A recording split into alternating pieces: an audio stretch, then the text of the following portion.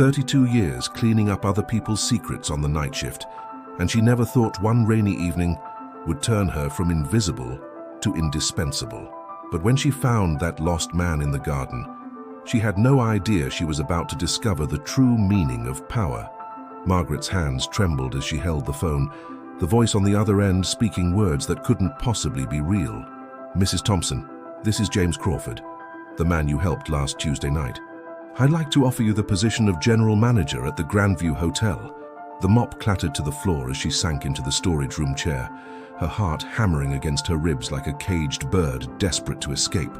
Just 1 week ago, she'd been invisible, another shadow moving through marble hallways at 3 in the morning, emptying trash bins and polishing surfaces that cost more than her yearly salary. The Grandview Hotel stood like a monument to wealth she'd never touch, its crystal chandeliers catching light that seemed to mock her worn uniform and calloused hands. For 8 years, she'd cleaned these rooms where business deals worth millions happened over champagne she'd never tasted. That rainy Tuesday had started like any other. Margaret pushed her cart through the lobby, avoiding eye contact with the few late-night guests who wandered through. Rich people didn't see cleaners anyway. They looked right through her like she was part of the furniture. She'd learned to move quietly, efficiently, never drawing attention to herself. That's how you kept a job like this. The rain was coming down hard when she stepped outside for her break. The hotel gardens were usually empty at this hour, just perfectly manicured lawns and expensive sculptures illuminated by soft lighting. But tonight, something was different. A figure stumbled between the rose bushes, expensive suit soaked through, moving like a man who'd lost his way in more than just the physical sense. Margaret should have minded her own business. That's what survival looked like for someone like her. But watching him struggle, seeing the way his shoulders shook, something in her chest twisted with recognition. She knew that kind of lost. She'd felt it herself plenty of times. "Sir, are you okay?" Her voice cut through the rain, soft but steady. He looked up, and she saw eyes that held too much pain for someone wearing a $1,000 watch. His dark hair was plastered to his forehead, and when he tried to speak, the words came out slurred and broken. Not drunk, she realized. Broken. I can't. He swayed, and instinct took over. Margaret dropped her cleaning supplies and moved toward him, her worn shoes squelching in the wet grass. "Come on, let's get you somewhere dry." She guided him to a covered bench near the fountain, her small frame supporting more weight than it should have been able to handle. He collapsed onto the bench, head in his hands. "They took everything," he mumbled. 30 years of marriage and she just with my business partner in my own house. Margaret had heard enough broken hearts in her 43 years to recognize the sound of one shattering completely. She pulled tissues from her pocket, the cheap kind that came from the dollar store, and offered them without judgment. "I'm sorry," she said simply, because sometimes that's all you can say when someone's world is falling apart. They sat in silence while the rain drummed against the gazebo roof. She didn't ask questions, didn't offer empty platitudes about things getting better. She just stayed. When he shivered, she took off her cardigan and draped it around his shoulders, even though it left her arms bare to the cold. "What's your name?" he asked eventually, his voice clearer now. "Margaret. Margaret Thompson. He paused, seeming to weigh something. "I'm James. Thank you, Margaret. I haven't met genuine kindness in... I can't remember how long." She wanted to tell him that kindness wasn't rare, just overlooked. That people like her offered it every day, but folks like him usually didn't notice. Instead, she said, everyone deserves kindness when they're hurting. When he finally stood to leave, steadier now, he pressed something into her hand, a business card, simple and white. "If you ever need anything," he said, meeting her eyes for the first time. "Anything at all." Margaret watched him walk away, disappearing into the night like he'd never been there at all. She looked at the card under the garden lights. James Crawford, a phone number, nothing else. She tucked it into her uniform pocket and forgot about it until now. "Mrs. Thompson, are you still there?" The voice on the phone pulled her back to reality. Yes, I'm here. Mr. Crawford, I think there's been a mistake. I'm a housekeeper. I don't know anything about managing a hotel." "You know about people," he said, and something in his tone made her chest tight. "You knew how to help someone when it mattered. That's what this place needs, what I need. The storage room suddenly felt too small. Margaret looked around at the industrial mops, the chemical bottles, the time clock where she'd punched in faithfully for 8 years. This was her world. Safe, predictable, invisible. I can't, she whispered. Mr. Crawford, I appreciate what you're trying to do, but people like me don't become managers. We clean up after managers. What if I told you I own this hotel and 6 others like it? The phone nearly slipped from her hand. James Crawford. She'd heard that name whispered in the hallways, seen it on plaques in the executive offices she cleaned. One of the wealthiest men in the country, and she'd given him tissues and her dollar store cardigan. The current manager, Peterson, has been stealing from me for 3 years, James continued. Overcharging vendors, skimming reservation deposits, treating staff like dirt. You've probably seen it yourself. The question is, will you help me fix it? Margaret's mind raced. Peterson with his wandering hands and cruel comments. The way he'd make housekeepers work double shifts without overtime pay. How he'd blame them for damaged items they'd never touched. She'd witnessed it all, stayed silent to keep her job. I don't have experience. You have 8 years of seeing how this place really runs. You know every inch of this building, every member of staff. You understand what makes guests comfortable because you've been taking care of them, even if they never noticed. Experience isn't just what happens in boardrooms, Margaret. Her throat felt thick. What would people say? The other employees? They'll think what Peterson wants them to think. That you got promoted for the wrong reasons.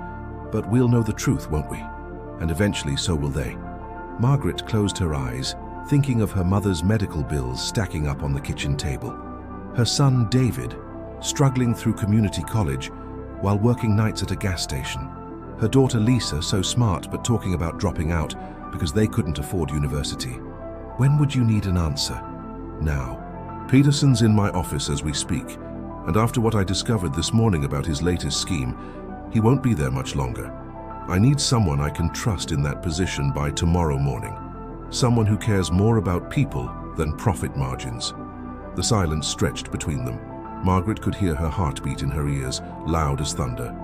Everything in her life had been careful, measured, safe. This was the opposite of safe. This was jumping off a cliff and hoping someone had remembered to pack a parachute. What did you discover? She heard herself ask. He's been working with a competitor to sabotage our bookings, deliberately understaffing events, overcharging clients to drive them away, then selling our guest lists to the Marriott downtown. He's trying to tank our reputation so his friends can buy us out at a fraction of our value. Anger flared in Margaret's chest. She'd seen the stress on her co-workers' faces, the impossible schedules, the way they'd been set up to fail. All so Peterson could line his pockets. The staff meeting is in 20 minutes, James said quietly. I'm going to announce Peterson's termination and introduce our new manager. The only question is whether that's you or some stranger, who'll take months to learn what you already know. Margaret thought of Carmen, the young housekeeper who'd been written up 3 times this month for things that weren't her fault. Of Miguel, the maintenance man who'd been denied his vacation request so Peterson could save on overtime. Of all the invisible people who kept this place running while Peterson took credit. If I say yes, she said slowly, I want to make some changes, starting with how staff gets treated. That's exactly why I'm asking you. The storage room door opened, and Peterson himself walked in, his face red and angry. He spotted Margaret on the phone, and his expression darkened further. Thompson, get off the phone and get back to work. We've got a situation upstairs, and I need every room perfect for the morning inspection. Margaret looked at him, really looked at him, for the first time in 8 years, saw the expensive watch, the tailored suit, the way he expected immediate obedience. Then she thought of James Crawford's voice, broken in the rain, and the simple truth that kindness mattered more than power. I'm sorry, Mr. Peterson, she said clearly, but I'm busy at the moment. His face went purple.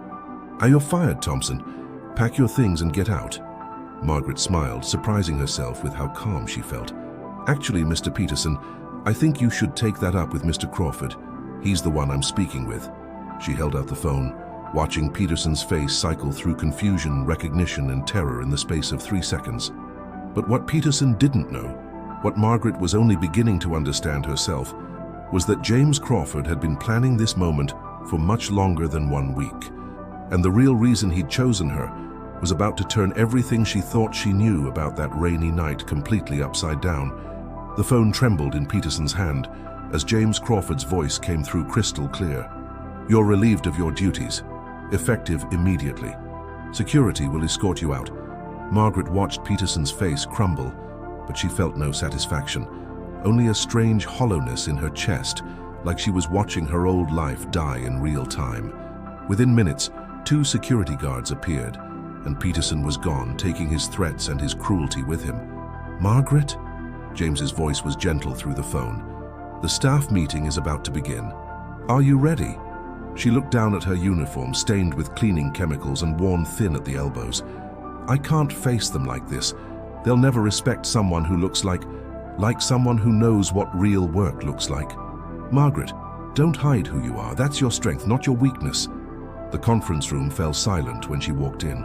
50 pairs of eyes tracked her movement, confusion written across every face. Carmen's mouth dropped open. Miguel set down his coffee cup so hard it rattled. The front desk staff whispered behind their hands. James Crawford stood at the head of the table in an expensive suit that probably cost more than Margaret made in 6 months. But when he looked at her, she saw the same broken man from the garden, and something settled in her chest. "Ladies and gentlemen, I'd like you to meet your new general manager, Margaret Thompson." The silence stretched like a rubber band about to snap. Then everyone started talking at once. "She's a housekeeper. This has to be a joke. What qualifications does she have?" Margaret wanted to run. Every instinct screamed at her to apologize, to explain that there'd been a mistake, to fade back into invisibility where it was safe. But then she saw Carmen's face, hopeful and scared, and remembered all the times Peterson had made that girl cry over things that weren't her fault. "I know what you're thinking," Margaret said, her voice somehow carrying over the noise. The room fell quiet again. "You're thinking this makes no sense, that I don't belong here, and maybe you're right. But I know something about this place that Peterson never did." She looked around the room, meeting eyes instead of avoiding them for the first time in 8 years. "I know that Maria works 2 jobs to support her grandchildren, but she still stays late to make sure every room is perfect. I know that David in maintenance fixes things with his own tools because Peterson wouldn't approve the budget for proper equipment. I know that most of you skip breaks to make sure our guests are happy, even when no one notices." Her voice grew stronger.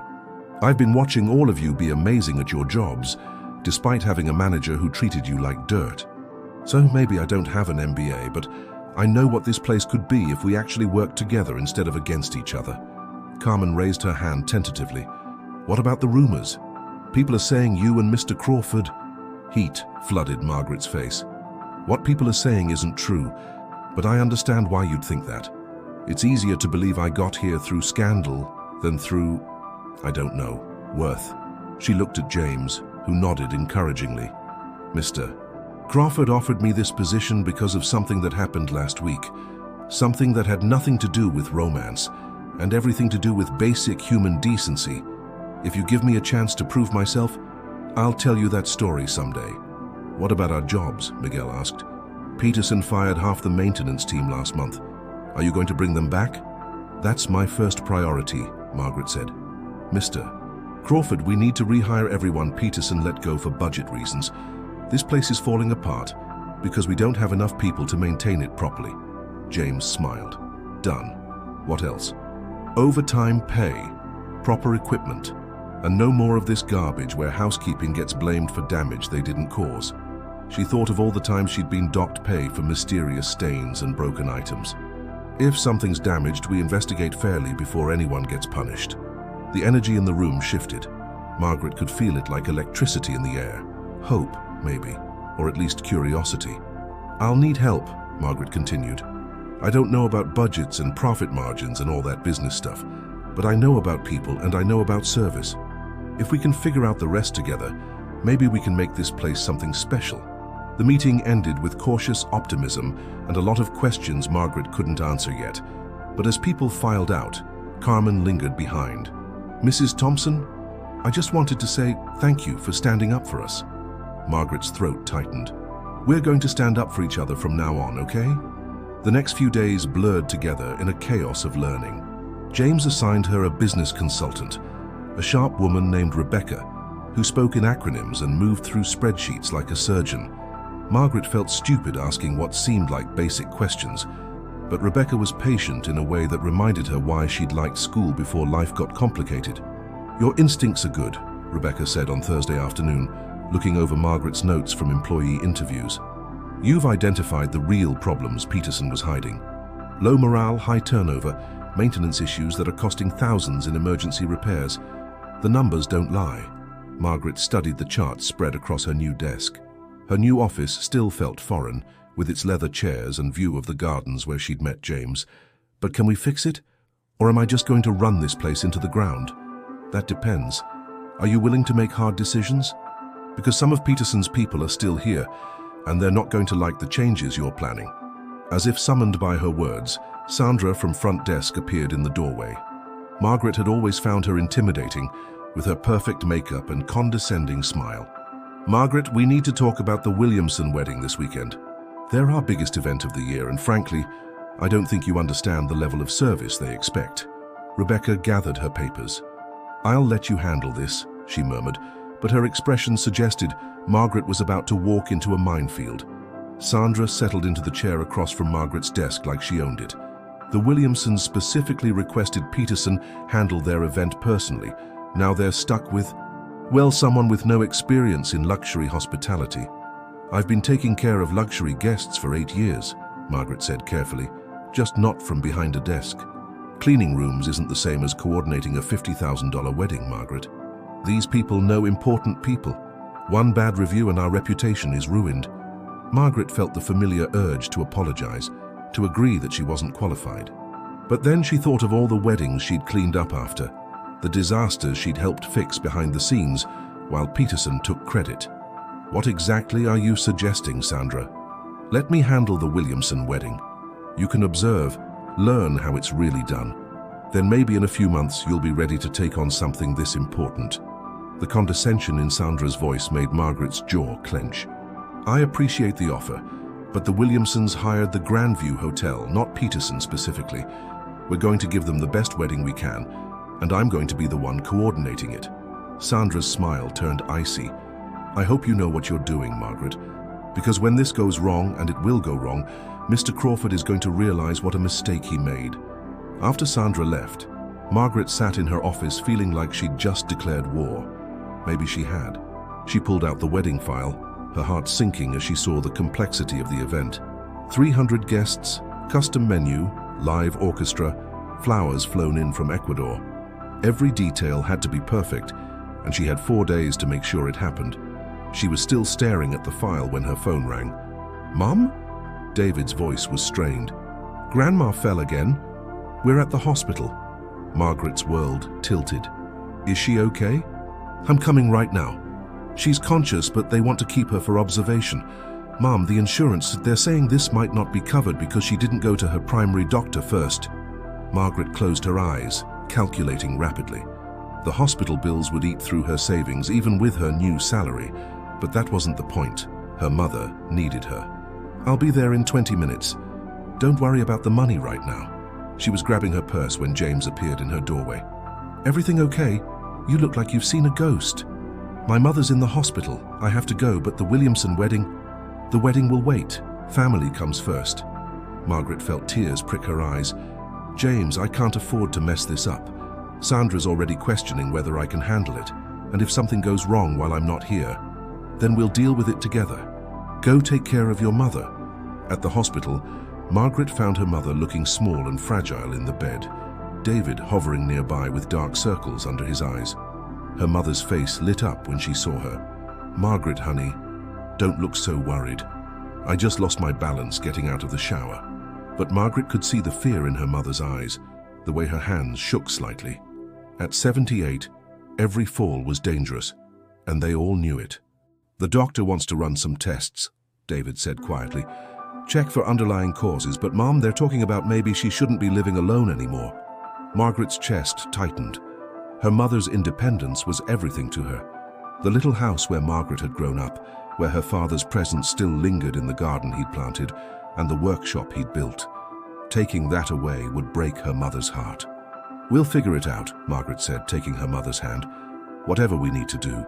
She stayed at the hospital until visiting hours ended, then drove home through empty streets, her mind spinning with problems that seemed impossible to solve. Wedding coordination, mother's care, new job responsibilities, bills that kept growing. She felt like she was drowning in good intentions and impossible expectations. Her phone buzzed with a text from an unknown number. "Hope your mother is okay. The wedding prep is handled. Get some rest. Jay." Margaret stared at the message, feeling something warm and dangerous bloom in her chest. James Crawford, billionaire hotel owner, was checking on her mother and covering her responsibilities. It felt too good to be true, which in Margaret's experience usually meant it was.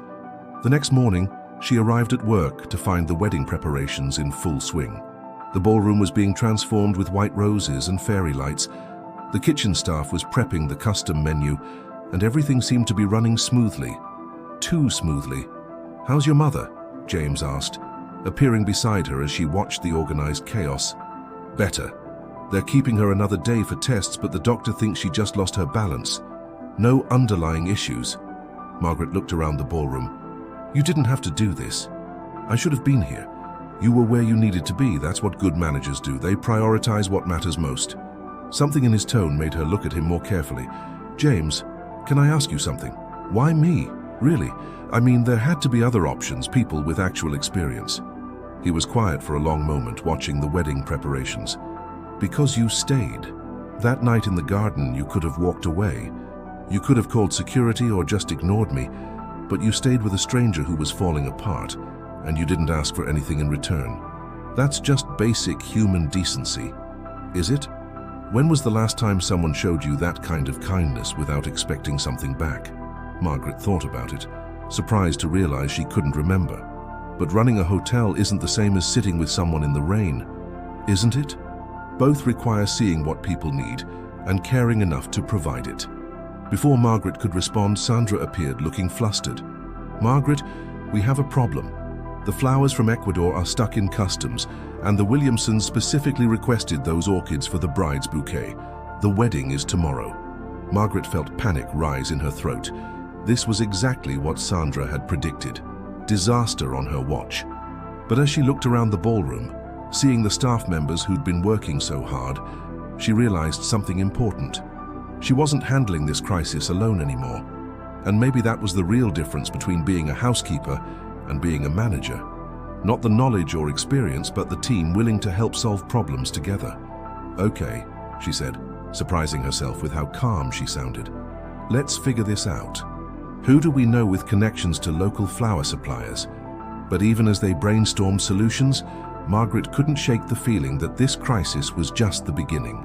Because Sandra's satisfied smile suggested she knew more about those delayed flowers than she was letting on, and tomorrow's wedding was about to become either Margaret's greatest triumph or her most public failure. Margaret stared at Sandra's satisfied smile and felt something cold settle in her stomach. "How do you know the flowers are stuck in customs? The delivery wasn't supposed to arrive until this morning." Sandra's expression flickered for just a second. "I called to check on the delivery status. Good managers stay on top of these things. At 6 in the morning? The customs office doesn't open until 8. The silence stretched between them, while wedding preparations continued around them, oblivious to the tension crackling in the air. Sandra's perfect composure finally cracked. "Look, Margaret, I'm trying to help you here. The Williamsons are expecting perfection, and without those orchids..." "Who did you call?" Margaret's voice was quiet, but steel ran through it. "Because I have the vendor's contact information right here, and they show a delivery time of 10 a.m. So either you're psychic or you know something about this delay that you're not telling me." Sandra's face flushed. "I don't appreciate being interrogated like some common criminal. I've been managing high-end events at this hotel for 6 years, and I won't be questioned by someone who was mopping floors last week." "Carmen," Margaret called to the housekeeper, arranging centerpieces nearby. "Could you please ask Mr. Crawford to join us? And bring Miguel from maintenance too." Sandra's eyes went wide. "That's not necessary. I'm sure we can resolve this between ourselves." "Oh, I'm sure we can too." Margaret pulled out her phone and dialed the florist. "Hi, this is Margaret Thompson from the Grandview Hotel. I'm calling about the Williamson wedding flowers." "Yes, I'll hold." While elevator music played through the speaker, Margaret watched Sandra fidget with her jewelry, her confidence evaporating like morning mist. Carmen returned with James and Miguel, both looking concerned. "What's the problem?" James asked. "We're about to find out," Margaret said as the florist came back on the line. "Hello? Yes, I'm here. Could you please tell me the status of our delivery?" She listened, her expression growing darker. "I see. And when was that change requested? Who authorized it?" Sandra had gone pale. "Thank you. Please proceed with the original delivery time." Margaret hung up and looked directly at Sandra. "The florist says someone from our hotel called yesterday afternoon and changed the delivery address to their warehouse across town. Someone who identified herself as the event coordinator and said there'd been a venue change." "I have no idea."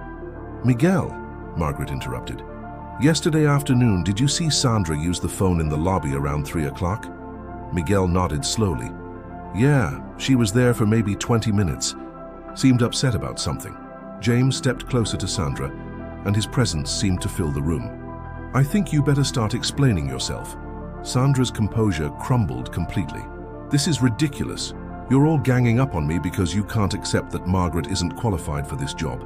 Those flowers probably got delayed because of her inexperience, and now she's trying to blame me to save face." "The florist has caller ID," Margaret said quietly. "They can verify exactly who called and when." The silence was deafening. Sandra looked around the room like a trapped animal, her gaze finally settling on James with desperation. "You have to understand, Mr. Crawford, this hotel has a reputation to maintain. Putting someone with no management experience in charge of our biggest event of the year is insane. I was trying to create a manageable crisis so you'd see reason before something really catastrophic happened." Margaret felt like she'd been slapped. "You sabotaged the wedding to prove I'd fail. I was protecting this hotel, and it's not just me. Half the staff thinks this whole situation is crazy. A housekeeper doesn't become a manager overnight just because she showed kindness to the owner. People are talking, Margaret. They're saying you must have done something special for Mr. Crawford, if you know what I mean." The accusation hung in the air like poison. Margaret felt heat rush to her face, not from embarrassment, but from pure rage. 8 years of invisible service, of being ignored and overlooked. And now, when she finally had a chance to prove herself, it was being reduced to sordid gossip. "You're fired," James said, his voice like ice. "Security will escort you out. And Sandra, if you spread any more rumors about Mrs. Thompson, you'll be hearing from my lawyers." As Sandra was led away, still protesting her innocence, Margaret sank into a chair. The wedding was tomorrow, and she'd just lost her most experienced event coordinator. The flowers would arrive, but there were 1,000 other details that Sandra had been handling. "Hey," James said softly, crouching beside her chair. "We'll figure this out." "Will we?" "Because she's right about one thing. I don't know what I'm doing. I have no business running a luxury hotel, and tomorrow everyone's going to see exactly how unqualified I am." "Margaret." His voice was gentle but firm. "Look around this room." She lifted her head to see Carmen organizing the centerpieces with military precision, Miguel checking the lighting systems, other staff members stepping up to handle details without being asked. They moved with purpose and care, their faces focused and determined. "Sandra was wrong about the staff," James continued. "They're not questioning your qualifications anymore, they're proving them." Carmen approached with a clipboard. "Mrs. Thompson, I called my cousin Rosa. She works at the botanical garden downtown, and they have Ecuadorian orchids in their greenhouse. She can have them here by noon if we need backup flowers." Miguel nodded. "And I checked with the kitchen. Chef Martinez says the menu prep is ahead of schedule, so we can adjust timing if needed." Margaret felt tears prick her eyes. "You don't have to do this. This isn't your responsibility." "Yes, it is," Carmen said firmly. "We're a team now, remember? That's what you told us." The rest of the day flew by in a blur of coordination and problem solving. The orchids arrived on schedule, perfect and beautiful. The ballroom transformed into something magical, with fairy lights twinkling like stars, and white roses creating an atmosphere of elegant romance. Every detail fell into place through teamwork and determination. Margaret was checking the guest seating chart one final time when her phone rang. "Mom, how's Grandma?" "She's being discharged tomorrow morning," David said, but his voice was strained. "Mom, "We need to talk." The doctor pulled me aside. "Grandma's fine now, but her balance issues are getting worse. And the house, she can't manage the stairs safely anymore." Margaret closed her eyes. "What are our options?" "Assisted living. There's a nice place about 20 minutes from you, but it's expensive. Even with her savings and social security." "How expensive?" $3,000 a month, maybe more if she needs additional care. Margaret did the math quickly. Even with her new salary, supporting her mother's care while helping David and Lisa with college would stretch their finances to the breaking point. But what choice did they have? "We'll make it work," she said. "Family comes first." "Are you sure? I know you just started this new job and the pressure." "David, I've been cleaning toilets for 8 years to make sure you and Lisa had opportunities I never did. You think I'm going to let money stop me from taking care of the woman who sacrificed everything for us?" After she hung up, Margaret sat in the quiet ballroom, surrounded by beauty that tomorrow would host joy and celebration. But all she could think about was her mother, proud and independent, having to give up the home where she'd raised her children and mourned her husband. "Second thoughts?" James's voice made her look up. He stood in the doorway, still in his expensive suit but looking tired. "About the job?" "No, about whether I can handle everything that comes with it. That's different." He joined her at the head table, looking out over the elegant preparations. "Want to talk about it?" Margaret found herself telling him about her mother, about the impossible mathematics of caring for family while building a new career. James listened without interruption, and when she finished, he was quiet for a long moment. "My father had dementia," he said finally. "Spent his last 3 years in a memory care facility that cost more than most people's houses. The money wasn't the problem, I had plenty. But watching him forget who I was, watching him become afraid of his own son, money doesn't fix everything, Margaret. At least you could afford the best care available." "Could I?" "Because the best care turned out to be my ex-wife Sarah sitting with him for hours, reading him stories from when I was a kid. She did that every day for 2 years, never asked for anything in return. The fancy facility kept him safe, but Sarah kept him human." Margaret looked at him, seeing pain she recognized. "What happened to Sarah?" "She fell in love with my business partner. Or maybe she fell out of love with me first. I was never sure which came first. But by the time my father died, I'd lost them both. I'm sorry. The point is, you're worried about balancing money and family, but you're already doing the most important thing. You're choosing love over convenience. Your mother's lucky to have you." Margaret felt something shift between them, a recognition of shared struggle that went deeper than employer and employee. "James, can I ask you something? That night in the garden, you said your wife betrayed you with your business partner. Was that Sarah?" He nodded. 30 years of marriage. "I thought I knew her. Thought I knew him too. Marcus had been my best friend since college. Turns out I didn't know either of them as well as I thought." "How did you find out?" James's laugh was bitter. "I came home early from a business trip, found them in my study, going through my financial files. They weren't even trying to hide what they were doing anymore." Margaret's breath caught. "They were stealing from you?" "Planning to. Sarah knew about my father's will, knew I'd inherited controlling interest in the hotel chain when he died. She and Marcus had worked out a scheme to transfer ownership gradually, using her power of attorney for medical decisions. They figured I was so focused on work, I'd never notice until it was too late. But you caught them." "I caught them. Filed for divorce the next day. Had Marcus arrested for attempted fraud. Lost my wife, my best friend, and my faith in human nature all in one afternoon." Margaret understood now why her simple kindness had meant so much to him. After betrayal like that, finding someone who helped without wanting anything in return must have felt like discovering water in a desert. "That's why you chose me," she said. "Not because I was qualified, but because I was safe." "No," James said, turning to face her fully. "I chose you because in 5 minutes of conversation in the rain, you showed me more genuine caring than I'd seen in 30 years of marriage. That's not about being safe, Margaret. That's about being extraordinary." The way he looked at her made Margaret's chest tight with emotions she couldn't name. This was dangerous territory. The wealthy boss and the humble employee, the classic story that never ended well for the woman involved. But the connection she felt wasn't about money or power.